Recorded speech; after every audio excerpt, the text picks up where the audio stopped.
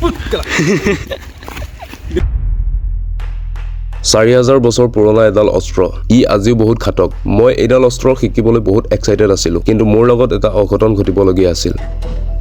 আজিৰ অস্ত্ৰটোৰ নাম হ'ল বালেৰিক স্লিং এক এনেকুৱা ডেডলি ৱেপন যাক 2000 বছৰ আগতে ৰোমান সৈনিকে যুদ্ধত ব্যৱহাৰ কৰিছিল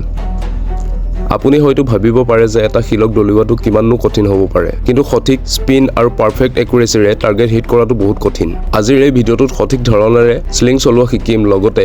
আপোনাৰ ধ্যান কেন্দ্ৰিত কৰিবলৈ চেষ্টা কৰিম আৰু শেষত এই স্লিংটোৰে বিভিন্নটা টাৰ্গেট হিট কৰিবলৈ চেষ্টা কৰিম আহক মূল কথাৰ পৰা আৰম্ভ কৰোঁ প্ৰথমে আপুনি এডাল সঠিক স্লিং চুজ কৰিব লাগিব কিন্তু প্ৰবলেম এটো আছিল যে মই গোটেই অনলাইন মাৰ্কেটত বিচাৰি চলাত কৰিলো কিন্তু যিডাল স্লিং মোক দৰকাৰ আছিল সেইডাল কতো বিচাৰি নাপালো পিছত মই এটা ৰিস্কি ডিসিজন ললো মই ইয়াক নিজে বনাম স্লিংটোৰ জোখ লোৱা হয় ৰিলিজ গাঠিটোৰ পৰা বেকটোৰ মাজলৈ স্লিং বনাবলৈ মই 30 ফিটৰ এডাল ৰছী ললো প্ৰথম ষ্টেপ ইয়াক তিনিটা ইকুৱেল পাৰ্টত ডিভাইড কৰি ইয়াক এনেকৈ চুলিত বেনু গঠাৰ দৰে এডালৰ ওপৰত এডাল ৰাখি পাক দি যাব লাগিব লেফট ৰাইট ই প্ৰতিটো ভাজৰ লগে লগে বহুত শক্ত হৈ গৈ আছিল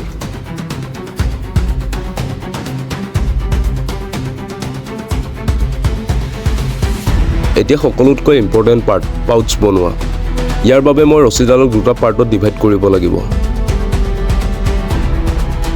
আকৌ সেই সেম প্ৰসেস ফলো কৰি মাজত ঠাই ৰখাই এনেকৈ বনাব লাগিব য'ত পাথৰটো হোল হ'ব মই পাউচটো নিজৰ হাতৰ জোখত সেট দিলো পাৰফেক্ট কন্ট্ৰোলৰ বাবে পাৰফেক্ট সাইজ এতিয়া বাকি ৰছী কেইডালক আকৌ একেলগে জোৰ লগাই বান্ধিব লাগিব আৰু ফাইনালি স্লিং কমপ্লিট হৈ গ'ল সঁচা ক'বলৈ গ'লে প্ৰথমে ই বহুত কঠিন যেন ফিল হৈছিল প্ৰতিটো ষ্টেপ কনফিউজিং আছিল কিন্তু পেশেন্স আৰু ফোকাসৰ ওপৰত ভৰসা কৰি মই ইয়াক বনাই ললো আৰম্ভ কৰিবলৈ স্লিংডালৰ দৈৰ্ঘ্য আপোনাৰ হাতৰ পৰা মাটিলৈ হ'ব লাগে যেতিয়া আপুনি সিধাকৈ থিয় হয় আৰু হাতখন তললৈ থাকে ইয়াৰ দ্বাৰা গতিৰ ওপৰত ভাল প্ৰভাৱ পৰিব স্লিংডাল প্ৰেক্টিছ কৰিবলৈ এক সুৰক্ষিত বা মুকলি ঠাই লাগিব কাৰণ যদি এই স্লিংটো কাৰোবাৰ গাত লাগে তেন্তে সিৰিয়াছ ইনজুৰি হৈ যাব পাৰে মই কাকো অসুবিধা বা ৰিস্কত পেলাব নিবিচাৰো সেইবাবে প্ৰপাৰ নলেজ আৰু সেফ ঠাইৰ অবিহনে ইয়াক ট্ৰাই নকৰিব মই কেইটামান পাথৰ জমা কৰি লৈছো যিসকল মানুহে এই স্লিংটো ব্যৱহাৰ কৰিছিল তেওঁলোকে স্পেশালি পাথৰৰ বুলেটস বনাইছিল যাতে মাত্ৰ এটা শ্বট আৰু ইম্পেক্টফুল ৰিজাল্ট যিহেতু মই এইটো স্কিলৰ ক্ষেত্ৰত নতুন হয় সেইবাবে এটা টেনিছ অথবা ক্ৰিকেট বল সকলোতকৈ ভাল আৰু সকলোতকৈ সুৰক্ষিত বিকল্প প্ৰথমে মই প্ৰেক্টিছ কৰিবলৈ এটা বলৰ পৰা আৰম্ভ কৰিলো ইয়াক গুলিৰ দৰে ৰাইফলৰ গতি লাগিব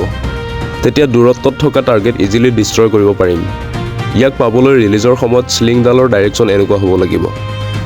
মই এতিয়া ইয়াত এটা মিডিয়াম সাইজৰ পাথৰ ৰাখি মই মোৰ টাৰ্গেটৰ পৰা 15 ফুট দূৰত্বত থিয় হৈ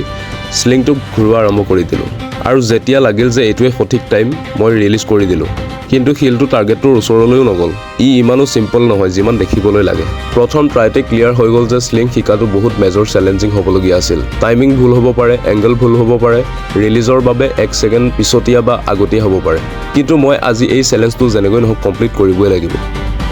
তাৰ পিছত মই কন্টিনিউ কৰিলো first throw miss second too miss থাৰ্ডটো আৰু বেকাৰ এই অস্ত্ৰডাল ইউজ কৰা লোকসকলে শত্ৰুৰ হেলমেট পৰ্যন্ত ভাঙি দিবলৈ সক্ষম আছিল আৰু মই এটা টাৰ্গেটকে হিট কৰিব পৰা নাই কোনোবা এবাৰ খেলটো সাইডেৰে গৈছিল এবাৰ দূৰেৰে আনবাৰ আনপ্ৰেডিক্টেবল তাৰ পিছত বুজি পালো যে এইটো ষ্ট্ৰেংথৰ খেল নহয় এইটো কন্ট্ৰোল আৰু টাইমিঙৰ খেল কিন্তু সঁচা ক'বলৈ গ'লে মই ডিমোটিভেট হৈ গৈছিলো মই অবজাৰ্ভ কৰিলো আৰু বুজিলো যে মই এইকেইটা ভুল কৰি আছিলো অভাৰ কনফিডেন্স সোনকালে ৰিজাল্ট বিচৰা সেম মিস্টেক বাৰে বাৰে ৰিপিট কৰা মই মাত্ৰ থ্ৰো কৰি আছিলো কিন্তু শিকা নাছিলো তাৰ পিছত মই এটা কথা ডিসাইড কৰিলো ৰিজাল্ট নহয় প্ৰসেছত ফোকাস কৰিব লাগিব প্ৰতিটো থ্ৰোৰ পিছত মই চালো যে হিলটো ক'ত পৰিছিল কিয় পৰিছিল আৰু নেক্সট থ্ৰোত কি বেটাৰ কৰিব পাৰিম সেম ঠাই same target again and again প্ৰসেসটো স্লো আছিল যদিও প্ৰগ্ৰেছখিনি ৰিয়েল আছিল তাৰ পিছত হিলটো সিধা বতাহক কাটি গৈ টাৰ্গেট হিট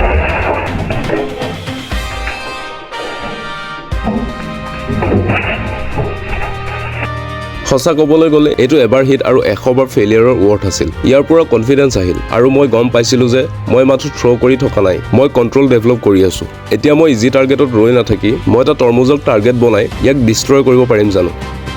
মই টাৰ্গেটৰ পৰা দূৰত্ব বঢ়াই ললো এইবাৰ লাকৰ চান্স কম আছিল মাত্ৰ একুৰেচি প্ৰথমটো গৈ তলত হিট কৰিল আৰু তৰমুজটো পৰি গ'ল তাৰ পিছত দ্বিতীয়বাৰত এটা ক্লিন হিট